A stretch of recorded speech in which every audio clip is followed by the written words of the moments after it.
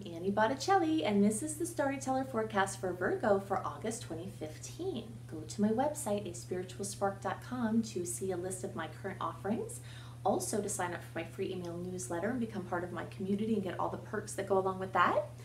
And while you're there, you can see more about my 28-day virtual coaching program called Shine, and also see my new offering called Unleash Your Money Magnet.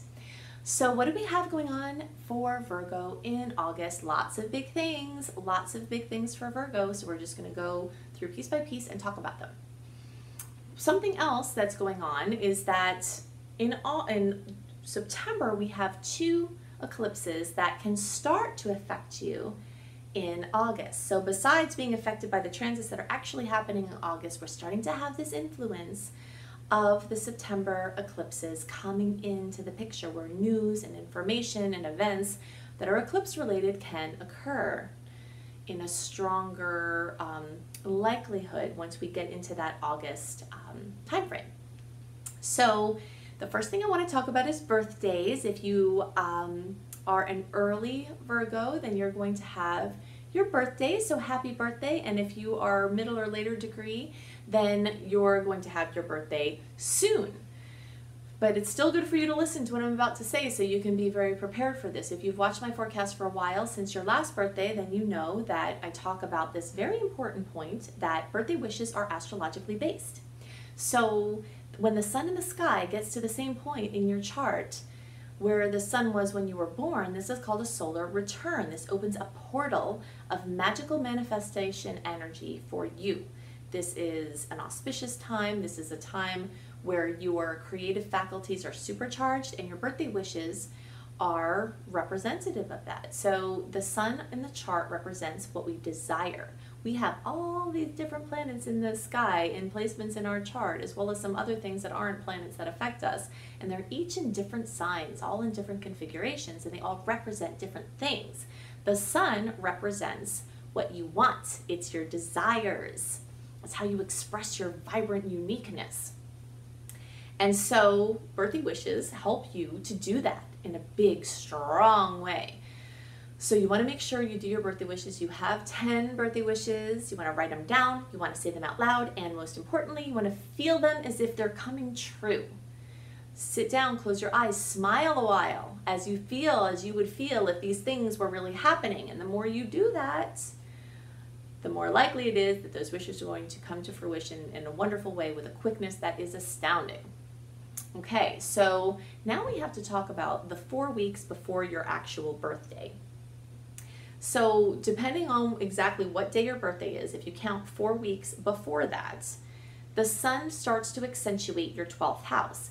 And for all Virgos, regardless of what day your birthday is, or even if you're watching this for Virgo being your sun sign, maybe you have a Virgo ascendant, or you're watching for your moon sign. So all Virgo placements are having this major, I would call it a party, because usually I would call it a party, but it's more of like a gathering in your 12th house, because the 12th house is this really quiet place, okay? And so it's like, it's a lot of loudness in a place that's kind of usually quiet. And you've got the sun there.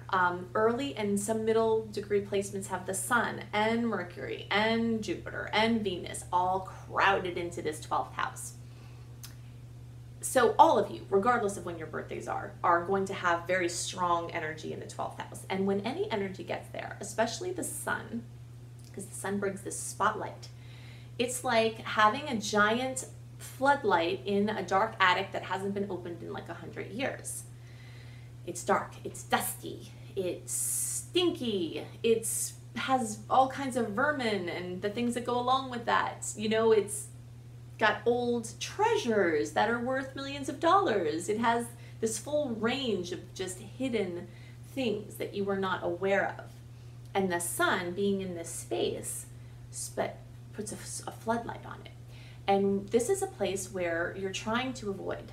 This is your unconscious mind. So when this happens, you don't feel very good. I did astrology for a long time before I caught on to this situation. The 4 weeks before my birthday, I noticed I started feeling just not started, like I always, if I remembered, there was something always funky in the 4 weeks before my birthday. Now I understand why. This subconscious light is adding energy to things that you're uncomfortable and making you look at things that you don't want to see. And this is by design. Okay, so the universe is setting up this beautiful story of you getting a picture of all these rich potentials, like this treasure chest that has all of these amazing potentials in it, which is your subconscious mind, right? And all of this dust and forgotten things and things that have to be cleaned up. And before your birthday, before you're going to make your wishes and you have this open portal for your manifestation, you have this assessment time of like, whoa, what is the problem? What are the possibilities? And how am I going to use this tremendous energy I'm about to have? So many people will just kind of self-medicate and avoid it or feel funky and have problems and not understand. This is you're supposed to be using this time actively to sweep up in there, you know, just dust things and just start this. For some of you, you've been doing it a long time. Some of you are just starting to really clear out this area of your subconscious mind.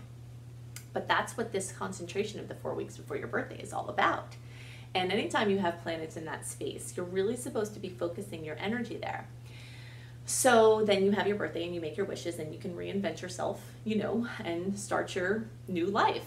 So you early degree Virgo placements, you're about to start anew in a big way. Not just because it's your birthday and all these energies that right now are in your 12th house are about to move into your first house where you vibrantly express out into the world, but specifically Jupiter is going to move into your sign. If you have an early degree placement, you're going to feel this sooner than if you have a middle or later degree placement. We need to talk about this because this is directly relevant. The things that could benefit you from Jupiter being in your sign are going to be stronger when Jupiter is actually crossing over your Virgo placement or placements.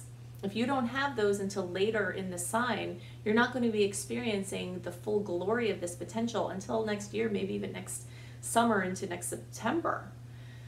So that's a big deal. That's why we have to understand how things are staggered here. So there's 30 degrees in a sign. There's 360 degrees in a circle, and then it's broken up into these 12 zodiac signs in the circle, and each of them have 30 degrees. 30 times 12 is 360. That makes up the full circle. So in this 30 degrees, there's this wide spectrum between early and late of energy. And so it's like how I'm seeing this month to best explain this is a place that I used to live had it was down the block from some live music venues. So when they would have live music, I would hear the music in my yard, even in my house. But that's a different experience than if I was at the music event and I was either there or I was in the front seat. So it's like the people with the early degree placements, you have the front seat to the musical events. And you middle degree placements are at the venue, but you're kind of in the back. And then you later degree placements are down the block. And we'll say even, I mean, this would be even more relevant if it was a marching band, because that's in motion, you know, that's even, so if you imagine there's a marching band going down the street and you live at a point on the street, which is over here, you're a late degree placement. The marching band is going through and the people who live here are like, oh, the marching band is right here for them. That's what it's like for the early degree placements when this planet, like Jupiter, is here. It's like, oh, it's doing all this stuff that it's going to do and it's all active. And you are experiencing it, but to a way diluted degree. And it's brewing, right? And then the middle degree placements, it takes a little while later and then in a couple of months or in a couple of minutes, but related to months because, you know, that's how the transit works. Then the middle degree placements. And then so these early degree placements can still hear the band. There's still effects going on there. They're still kind of integrating what happened, but they're not front and center. It's not going to be until when the marching band gets all the way down to your end of the street that you're going to experience all the loudness and glory of the event. Okay, so Jupiter crossing over your ascendant is a huge deal. The great expander, the great benefic, the bringer of luck, the bringer of opportunity and optimism and upliftment. Crossing over your first house cusp is a once in 12-year opportunity to completely redefine yourself, expand out of this mold that no longer fits. And for you early degree Virgo placements, this is coming. This is starting right now in August. And for the rest of you, you still have this time of Jupiter and varying lengths of time. The middle degree placements will have months, you know, and the later degree placements is going to be next summer. But Jupiter is still expanding your quiet place, your place of connection to the divine, your placement of intuition, your house of retreat and sabbatical, and doing things behind the scenes and resting. This 12th house where Jupiter is leaving for the early placements, but still is for some of the middle and all of the late placements, is the house that is like the cosmic soup. This is the house that's ruled by Pisces. It's the cosmic soup from which each individual springs out of. The individuation that happens between the 12th house and the first house as we spring forward into our, yay, this is my individual form coming from the wellspring of the cosmic soup in the 12th house. And so you still have this expansion of the wellspring and the quiet time and the sabbatical and the probing into your, you know, unconscious, your psyche and your programs, so that when Jupiter comes and crosses over, you can just go big. And Jupiter is all about going big. So it's just going to go big wherever it is.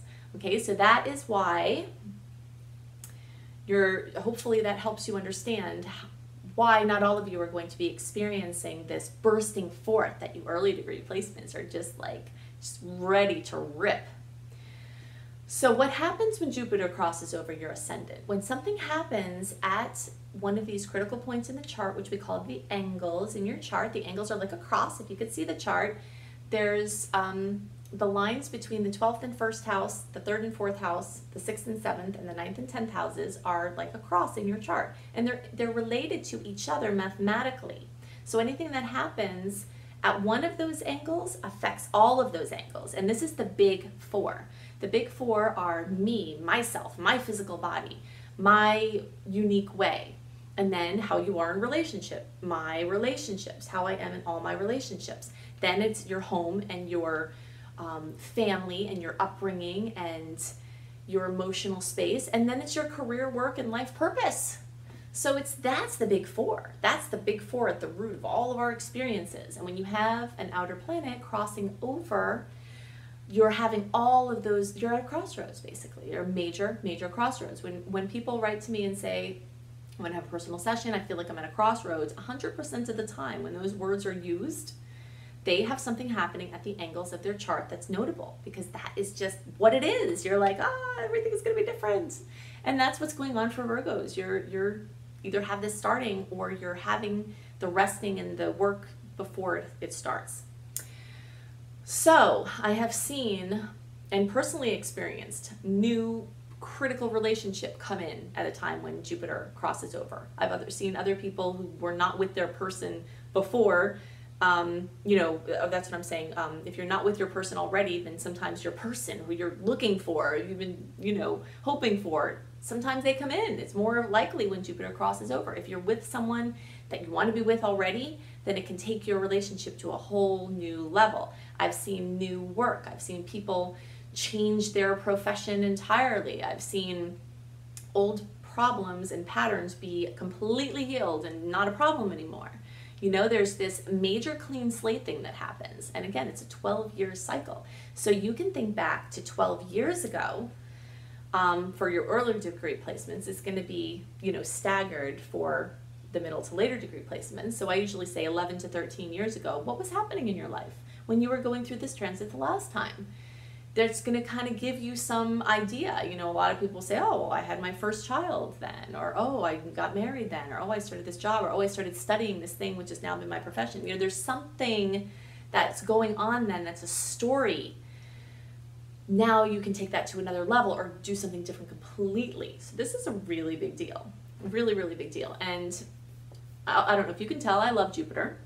I love all the planets, but Jupiter is my ruling planet. I'm a Sag. And so it just rules this energy of Sagittarius, which is just openness. It's like when Jupiter is doing something critical in your chart, it just brings this wide open energy of where there's space, where there wasn't space before, and that's pretty cool. So that's what's going on there. Then we also have on August 14th, there's a new moon. You earlier placements, again, are going to have this event added to the party or gathering in your 12th house. Some of you middle to later degree placements are going to have this newness, this opening, this chapter, which is a smaller chapter compared to the Jupiter one, right? That's a bigger chapter, but a new chapter happening in your 11th house. And this new moon is very exciting also because these previous several new moons that we've had have been encumbered, is the word that I think of it as, encumbered with just kind of unruly, nasty lineups, you know? So it's just kind of put a major, just majorly dogged the energy of the new moon, you know? It's like party pooping on the new moon fun times. And this new moon doesn't have that. So this is really exciting, though, our first new moon in a while, where it's like legitimately it's a new moon and we can just be nice and happy and new with things. Of course, we do have Venus going retrograde. I mean, it went retrograde at the end of July, and it spans the time from July 25th through September 6th. The shadow period started at the end of June. The shadow period at the back end ends in the beginning of October. So for all intents and purposes, from the end of June to the end of September, beginning of October, we have fully entrenched in Venus retrograde energy. This is really important. It's so important, in fact, that I did a separate video on Venus retrograde, and you have to do yourself a favor and listen to this video. Search on my YouTube channel, Annie Botticelli, Venus retrograde, because Venus rules love and beauty and money. And love and money are two of the biggest things that people consult with me about personally. They're the two biggest things on everybody's mind. And when Venus is in retrograde, there are certain rules. And there are certain things you really need to know about conducting your business, doing things with your finances, doing things with your relationships. So much so that I couldn't get it all in each horoscope, so I made a separate video. So listen to that because it's very important. So there's just this energy from the past, you know, and the way that I see retrograde energies is like the earthworm. It's moving back over and over and over compost and making it into fine, rich, fertile soil. So this is the time where it's indicated most to go backwards and go back over things. And that will create this gorgeous, rich, fertile soil that your new life can grow from. So all of that is going on. And then on August 29th, we have a full moon in Pisces. And Pisces is the sign that rules your solar 7th house. Virgo's solar 7th house is Pisces. And this is happening at an early degree of Pisces, so only you earlier placements are really going to experience the fullness of this in your 7th house of relationships. So fullness, completion, fruition, drama, focus, something coming up that needs your attention, either in your 7th house, your relationships, a key relationship. The rest of you are going to experience this in your 6th house, and some of you there on the line in the beginning might experience it in both. So the 6th house is something coming to fullness involving pets, animals, something involving a health or health crisis, or some health symptoms coming up that make you go get something checked out. Again, if something was brewing and then a full moon comes and it's like, it's right here in your face, you can't avoid it anymore. That's sometimes what full moons do. So, and that could also be a workplace drama for most of you, or something that you do every day, because this is this fullness coming to the 6th house, which is what you do every day. It's called the mundane reality. It's your daily experience. So if you're a person that goes to work every day, then the chance of something coming up at work is pretty strong. If you're someone that is home every day, the chance of something coming up in your daily routine at home is strong. So that's all happening. So I can't see what's going on in your personal chart. I'd like very much to, if you'd like to have a personal reading with me, go to my website, aspiritualspark.com, and check into my coaching and astrology sessions. And also definitely sign up for my free email newsletter. You have access to things that other people don't even know about through that. And I also do a nice write-up for the month coming up. So you have certain things on paper regarding the energies coming, not just spoken. And I have an amazing offering that I'm so excited about called Shine, which is a 28-day virtual coaching program that's available on a sliding scale, and it's got 28 videos and 28 podcasts for each of the 28 days, which is a moon cycle, that helps you really bust through and get down and dirty with all those things that are stopping you from being in your highest expression And I have a new offering, which is Unleashing Your Money Magnet. This is a webinar that's over 2 hours long that has just massive amounts of information and action-packed work where we work within the webinar to clear out your money programming so that you can open up to a different financial reality. So I hope you have a wonderful August, and I'll see you next month. Bye.